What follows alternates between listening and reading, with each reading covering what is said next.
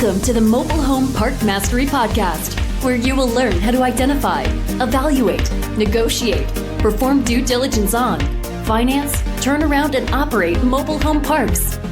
And now, here is your host, the fifth largest mobile home park owner in the United States, Frank Rolfe. Stanley Marcus, the founder of Neiman Marcus, once said, "Take your markdowns on merchandise and people as quickly as possible." This is Frank Rolfe, the Mobile Home Park Mastery Podcast. We're going to be talking about the need for all mobile home park owners to take those markdowns very, very fast when you have a manager that is not performing. Now, Stanley Marcus owned Neiman Marcus, but what many people don't know is he also owned a mobile home park. I looked at buying it once. It was in West Dallas. The clubhouse looked just like a Neiman Marcus store. He was trying to build what I guess would later have been a franchised community. And this is back when parks were fancy, back in the 1960s, back when Neiman's was in its heyday. So if Stanley Marcus had in fact ultimately operated that mobile home park or chain of them, I guarantee you he would have spread the gospel to everyone that when a manager looks like they're not going to work out, we need to move on from them. We need to replace them. But why is it so hard for owners to do that? Well, there's lots of reasons why it's really, really hard for you to take the manager that you've hired and trained and worked with for a while and cut them loose. So what are those problems? Well, the first is basically empathy. We're all innately just too nice. And good-natured, nice people just don't like firing anyone because we always put ourselves in their shoes. We think, oh gosh, how embarrassed would I be? How unhappy would I be if I were let go from this job? So we just kind of can't bear to do it because we feel that sense of disappointment that we're sticking on that person. We're internalizing that through empathy. That's the first problem. The next one is fear of finding a new manager. Many park owners really know the manager needs to go, but they just can't bring themselves to do it because they don't want to have to go out there and find the replacement. They'll rationalize and say, well, maybe the next one I get will be just as bad, so why bother? So that fear of finding a manager, that can also cause you a lot of grief. And then there's just the simple hatred of training them. When you hire a new manager, you invariably have to spend time with them going over the basics of the business. And many people find this very repetitive. They find it very boring. They don't like taking their time away, often on a weekend, to train the manager. So it's another reason we just typically innately don't want to do it. And then you just have that continual feeling that it's just futile, that all mobile home park managers are going to be flawed. They're not going to be great. So why even take the time and take the bother of going out in the marketplace and finding a new one? Because they're just all pretty bad, right? And that's just a rut you get into. That kind of mindset is what really holds so many people back. There's so much money lost annually in the mobile home park business because people just can't break out of that mindset. They're stuck in it. So the question is, how do you break out of that mindset? You know Stanley Marcus is right. You know you need to take your markdowns early, but how can you take them early? Because you have so much in you that says, no, don't do it. Let's just go ahead and let that person stay in their job. Well, here are some ideas to help you break out of that rut. The first thing is only hire great people to begin with.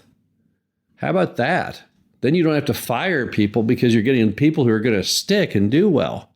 And we found the number one overriding quality of the successful mobile home park manager comes down to people skills. So many park owners make a mistake. They think the key item when they're talking to candidates is prior real estate management experience.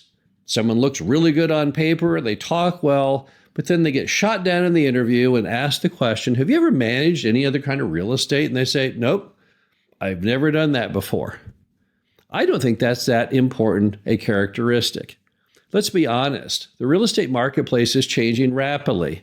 The requirements of the manager changing daily. It's not that important they have certain skills today that may be offset by technology. For example, in our parks, we are up to 92% of our rent is paid online. So having a heavy background in collections is no longer really that necessary. So what is necessary? The ability to go to residents in that property and get what you want done without creating hard feelings or losing that customer. Now that's essential. You have a feud between two customers over a lot line. I need a manager who can go in there and mediate that dispute so both parties are happy and pay their rent and stay there for decades and maybe forever. So look for managers with great people skills. That is the number one criteria. If you're interviewing a manager and they talk that they're really strong on the computer and all of that stuff, that's all fine and dandy. But if you really look at what a manager does, particularly the best manager, they're really in the people business. They're in the public relations business. And if someone does not have strong people skills, typically they're always going to fail. Next, you've got to train the manager properly. You can't just stick someone in the role of being a mobile home park manager and just see whether they sink or swim. No one really knows how to manage a mobile home park. It's really, really hard. It's something that there's no class in, there's no prior training. It's very unlike most any other business.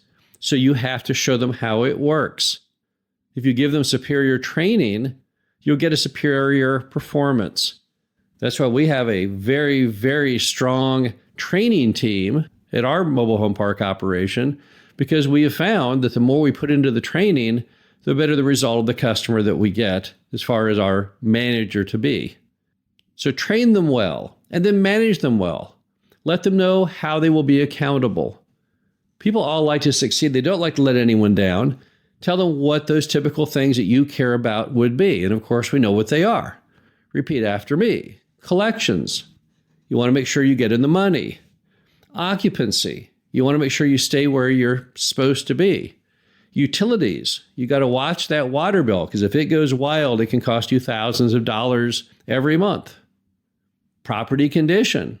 You want to see those HD videos, and you want to see that that park is always looking better every time they shoot the video. And then finally, the ability to hit your targets in the budget. Those are the 5 factors that we judge managers on. Tell them that that is how they're judged, and tell them how you are grading them on those. And once they know what they have to do to make you happy, to feel good about their job, they'll try hard to do it. But you can't just thrust them into the job and think they'll figure all that out. They're not going to figure that out. It would take them their entire first 6 months to a year to even determine what those gauges are.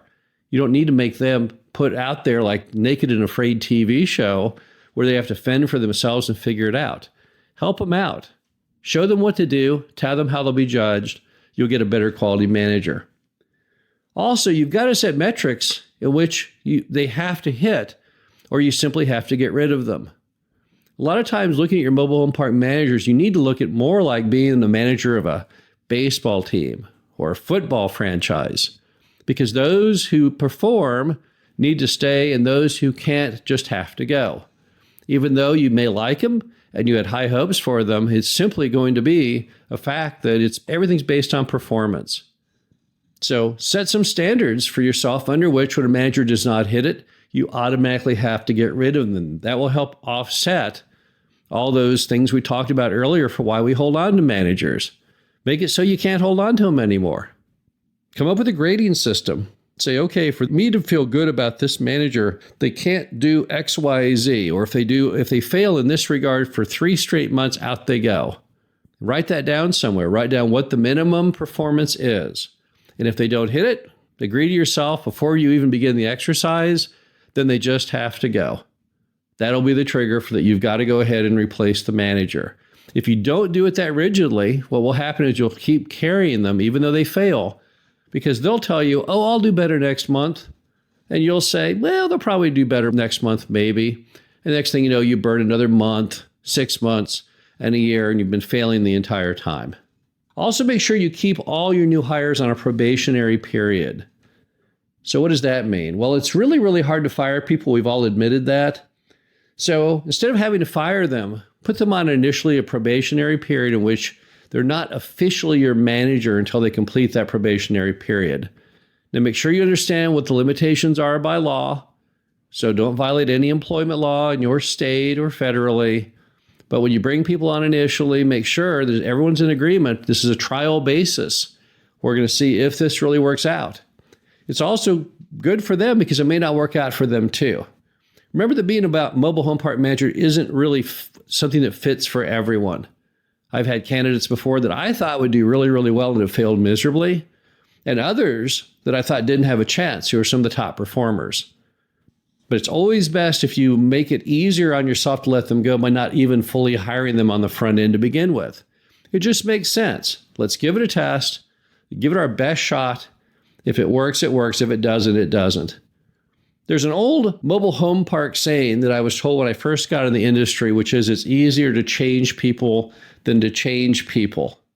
It's a very true statement. It means it's easier just to go ahead and replace somebody who is not doing well rather than sticking with them and trying to actually change them. We all know it takes years to change somebody. If you have a manager who just can't show up at the office on time or can't show up to anything on time, it would take you years to solve that person, to get them where they are timely. Maybe you could do it, but you don't have the time to do it. Your business will suffer mightily. We only have typically one manager in the field for each property. You cannot afford when you have only one person to rely on for having a single weak link in the chain. So the bottom line to it all is every single mobile home park owner had to be more vigilant to make sure that we only hire great manager prospects, that we train them properly, that we show them the systems, that we motivate them as best we can, because we want them to succeed. But if they can't, if they're just not cut out to be a mobile home park manager or a mobile home park manager for your property, you definitely need to, as Stanley Marcus would say, take your markdowns as quickly as possible. This is Frank Rolfe, the Mobile Home Park Mastery Podcast. Hope you enjoyed this. Talk to you again soon. Thank you for listening to the Mobile Home Park Mastery Podcast. Be sure to visit us at mhpmastery.com to subscribe to the show, read our show transcriptions, and access all of our great information on mobile home park investing.